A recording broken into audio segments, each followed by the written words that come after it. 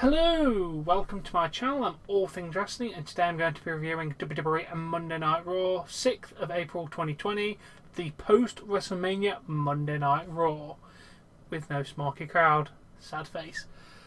We start off by having a look at the WWE Championship match at Mania, but we properly kick off the show with Asuka versus Liv Morgan. Liv with a spring, Asuka gets the Asuka lock applied, and body scissors, and Liv taps out. Match was average, better than I was expecting, to be perfectly honest, so 2.5 out of 5. We then go to Becky's interview after her Mania match. She said Shayna might have underestimated her. Shayna's skill set might be unmatched in WWE, but the fight was a test of skill and heart. Becky was asked what is next. She said Shayna thinks she has a number. Becky tells Shayna that she's not done with her, she knows where to find her.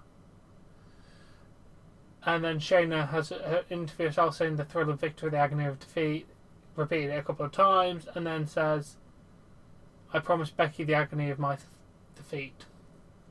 Overall, 6 out of 10, not bad, like post-Mania interviews. They were all filmed after the Mania matches. I guess a way to pad out the content. Then we go to a long segment. We start with a tag team match between the Street Profits and Austin Theory and Angel Garza.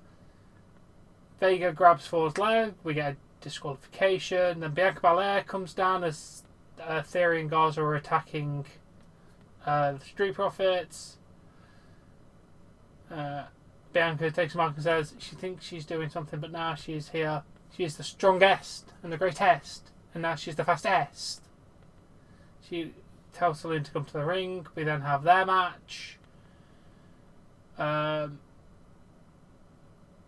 Theory gets on the apron to distract Belair. Ford pulls Theory off the apron. Ford takes Theory down in the ring, and the referee calls for the bell for a no contest. Then they said, we want the smoke. Let's make this a 6-person tag match. Belair with a butterfly gourdbuster, and then a KOD for the 3 count. Overall, this was overly long, didn't actually accomplish anything, and was very boring, to be perfectly honest. I'm going to give everything as a whole between this whole segment a -1 out of 10. I'm not going to really rate the matches, but yeah, overall the whole thing just gets a -1 out of 10. Absolutely long and boring. We then go to a recap of Aleister Black and Bobby Lashley, and then we see Charlie Caruso with Bobby Lashley after his match.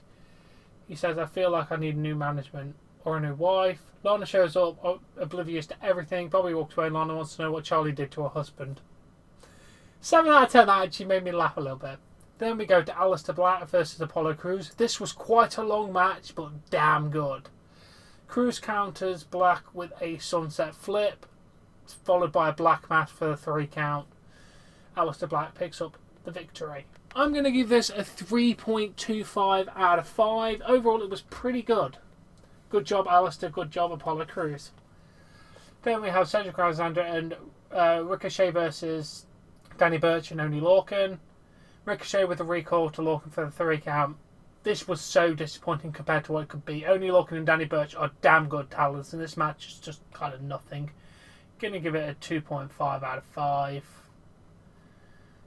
So disappointed. It could have been so much better. We then go to Kevin Owens having like his interview saying, for the past 5 months my career has been hell. For 5 months I wanted Seth Rollins in the ring one-on-one, but he was attacked by 2, 3 or 4 men. He was so broken down that he asked, was it worth it? When he jumped off the side and hit the stunner for the 3 count, he got his answer, yes, it was all worth it to have a WrestleMania moment he can be proud of. He calls himself a prize fighter. It's time to go after that. Maybe there are more people who deserve a stunner or 2. The mentality remains the same. He's here to stay and will continue to fight because it's the Kevin Owens show. 6 out of 10. We then go to Seth Rollins versus Denzel, some local talent. I didn't see this part because my internet went out for like 10 or so minutes. But Seth Rollins won the match with a blackout. It will get no rating anyway because it was basically a jobber match. Then we had Nia Jax making her return. Also, it has been confirmed that Bianca Belair is now on Monday Night Raw. But Nia Jax makes her return, goes against Donna Purrazzo. Nia with a Samoan drop and hits a package DDT for the 3 count. She was wearing a wig because she massively changed her hairstyle up when she was away, and she had really long hair. There was no way that was natural. Yeah, again, I never watched it, but I would have probably not rated this because it sounds like it was only like a minute or so match. Then we see highlights of the Boneyard match, which was very, very, very, very good. Then Huberto versus Brandon Vink. Moonsault for the 3 count, 2 out of 5. I'm really not sold on Huberto, to be perfectly honest.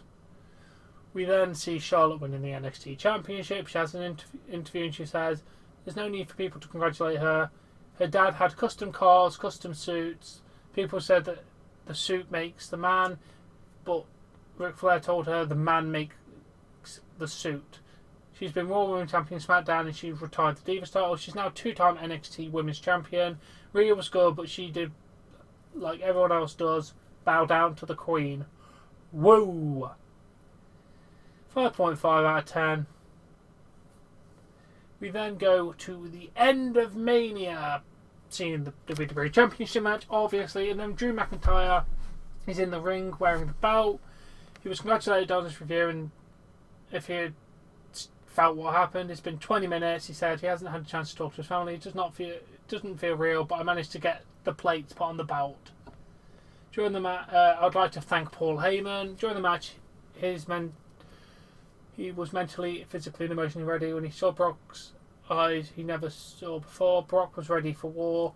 Paul Heyman told Brock to keep giving F5s because Drew wasn't going to get back up.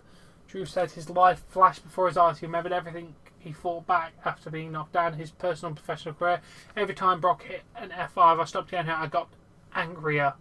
No surrender. I thought about climbing to the top of the mountain each inch. I was going to claim all Brock as many times as I needed to win and say I'm new champion. I am the new champion. Big Show makes his way to the ring with a referee and a mic. Big Show said, look at that, you did it. You slayed the beast and conquered the conqueror of WWE and won the WWE Championship. Now there's an entire locker room of true talented competitors looking for you. You might be a big man, but you're no giant. Drew's like, I know where this is going. Big Show says, you don't know shit. I'm not challenging you for a title now or Money in the Bank. Why not have a match now? I just wrestled Brock and I don't know why you're dressed. We're not having a match. Show said Drew's all talk.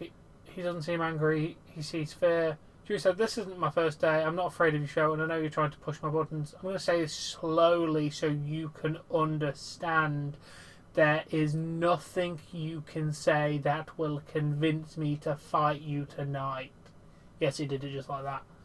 Show slaps Drew in the face. Drew takes off the belt. We have a match. Drew avoids the KO punch, hits the Claymore for the 3 count. Overall, this match was better than I was expecting. Drew got a bit beat down during the match and then managed to come back with a massive Claymore. Overall, yeah, a lot better than I was actually anticipating. I'm going to give it a 2.75 out of 5. Generally, I was more surprised about this than I thought it would have been. A bit terrible, but no, it was actually better than the Brock and Drew McIntyre match. Overall, this Raw, though, was absolute dog shit. There was one good match, and that was it.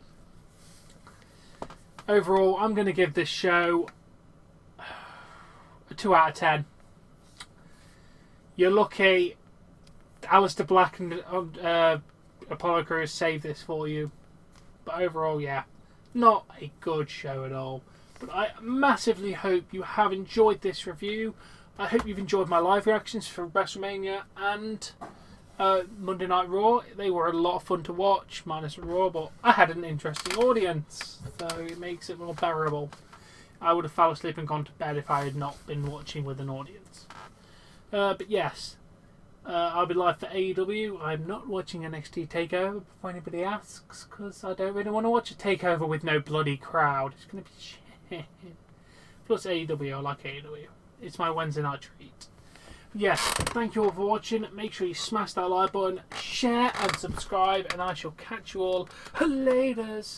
Bye.